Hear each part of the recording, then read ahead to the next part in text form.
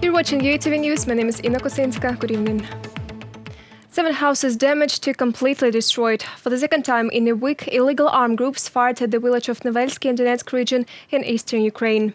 There are no casualties among local residents and there is no talk of evacuation yet. Head of one of the local military civil administrations, Mykola Kovalenko, told our channel that only residents of houses destroyed during the last shelling have decided to leave. Our commission is now working in order to determine the damage caused. To be honest, help is needed by those people who have just suffered from shelling. There were more serious injuries. 2 families are leaving. Their houses are completely destroyed by shelling. Situation on the border of Ukraine and Belarus is under control. The border guards are working in an intensive regime. Speaker of the State Border Service, Andriy Demchenko, told about this. According to him, strengthening of this section of the border continues. And in the event of the appearance of large groups of migrants, the forces of the border guards, the National Guard and the police will respond. In addition to the reserves to tighten the density of border protection due to the increased number of border patrols, unmanned drones are also used to monitor the border as well as aviation of border guards. Strengthening of our forces is going on also with the help of the canine units. The situation at the moment is stable. In the case of an aggravation of the situation at the borders, Ukraine can count on political, diplomatic, economic and financial assistance from the European Union, but not for the military. This was stated by the head of the EU diplomacy, Josep Borrell. He recalled that the bilateral association agreement concluded by the EU and Ukraine covers a wide range of issues, but does not provide for the creation of a military alliance. However, the EU will continue to help Kyiv. The diplomat noted that the European Union is closely following the situation in Ukraine, and he stressed that the EU supports sovereignty and territorial integrity of Ukraine. And we have solidarity with Ukraine, and we have the engagement to defend, to support the territorial integrity of Ukraine. We will continue doing exactly the same thing, to support politically Ukraine, diplomatically, on the framework of the activities that has been developing since Russia took Crimea and started the war in Donbass. And certainly Ukraine can be sure of the political and diplomatic, economic and financial support of the European Union. Permanent representative of Ukraine to the UN proposes to amend the organization's charter. At the plenary meeting of the 76th session of the UN General Assembly, he noted that UN charter has not been amended since 1973. Since that time, the world has changed dramatically. In particular, the Soviet Union is now a thing of the past, but it is still present in the document. That's why the charter, I quote, does not reflect the today's world neither de facto nor de jure, end quote. Kyslytsya also pointed that Ukraine will continue to insist on revisiting the role of the veto in the work of the Security Council. It is absolutely inappropriate that a permanent member has the privilege to exercise a veto right during consideration of situations in which that member is directly involved as a party to conflict. The delegation of Ukraine therefore strongly supports all initiatives aimed at limiting the use of veto. Strategic partnership that strengthens the armed forces of 2 countries. Ukrainian President Volodymyr Zelensky held telephone talks with Turkish President Recep Tayyip Erdogan.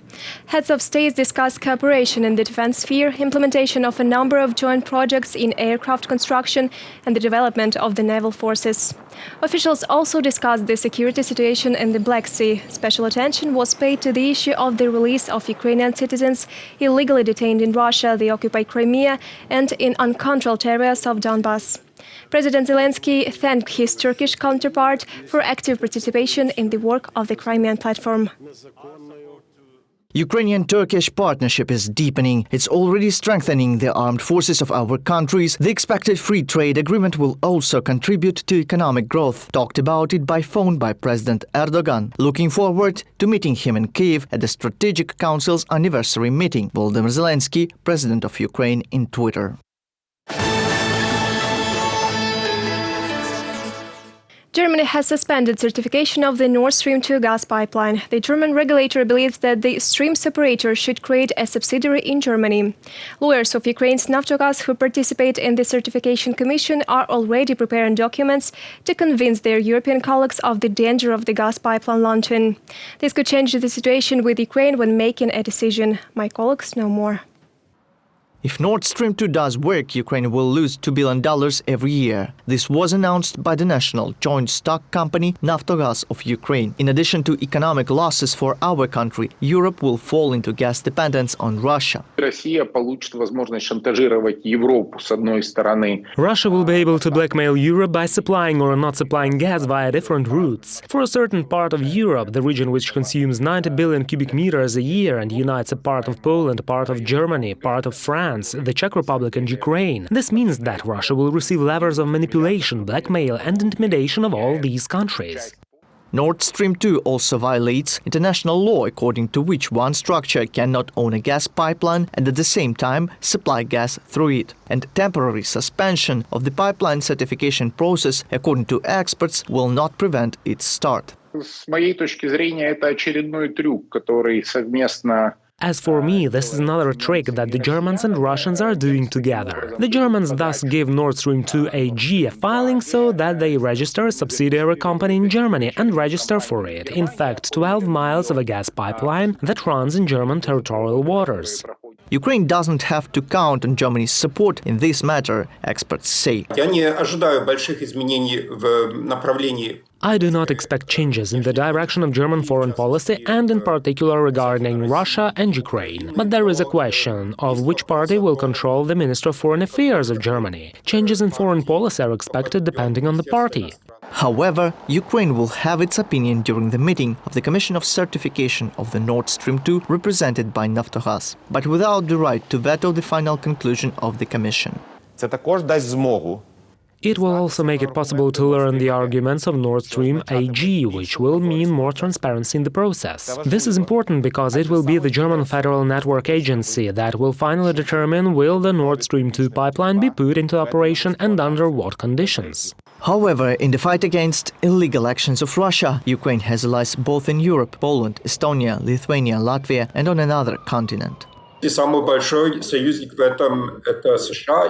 The biggest ally in this is the United States, in particular the US Congress, because there they are opposed to this project. And I believe that this new package of sanctions will be adopted. In addition, according to experts, the scandalous process of launching the Nord Stream 2 is unlikely to attract gas suppliers to it, at least until all legal conflicts are fully resolved. Reported by Nick Starkov, Larissa Zubenko, UATV News.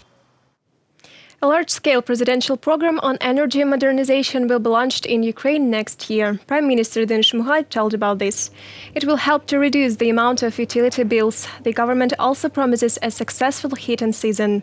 Trunk power grids through which energy from nuclear, hydro and thermal power plants is supplied to the homes of Ukrainians are ready to go, Deputy Energy Minister Yaroslav Demchenkov assured. The Ukrenergo managing company carried out capital and current repairs of equipment. Substations are provided with backup power. The system works reliably in winter. This will ensure the normal functioning during the test mode and also will provide supplies for both domestic and industrial consumers in winter. 100,000 new working places, hundreds of renovated schools and hospitals. This is not the end of the list of infrastructure projects implemented in Ukraine in the course of 2 years.